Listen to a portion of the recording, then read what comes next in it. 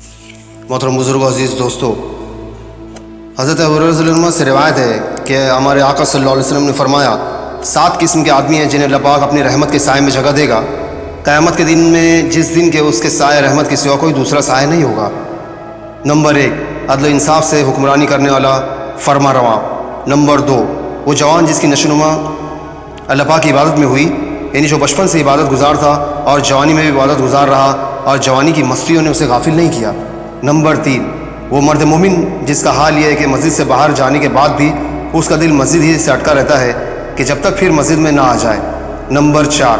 वो 2 आदमी जिन्होंने अल्लाह पाक के लिए बाहम मोहब्बत की, उसी पर जुड़े रहे और उसी पर अलग हुए, यानी उनकी मोहब्बत सिर्फ मुँह देखी की मोहब्बत नहीं जैसे कि अहले दुनिया की मोहब्बतें होती हैं, बल्कि उनका हाल ये है कि जब यकजा और साथ हैं, जब भी मोहब्बत है और जब एक दूसरे से अलग और गायब होते हैं, जब भी उनके दिल लिल्लाही मोहब्बत से लबरेज होते हैं। नंबर 5,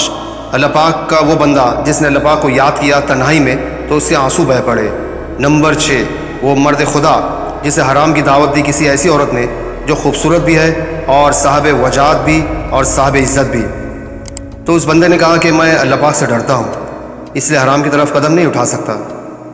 नंबर 7, और वो शख्स जिसने अल्लाह पाक की राह में सदका किया और इस कदर छुपाकर किया कि गोया उसके उल्टे हाथ को भी खबर नहीं कि उसका सीधा हाथ अल्लाह पाक की राह में क्या खर्च कर रहा है और किसको दे रहा है।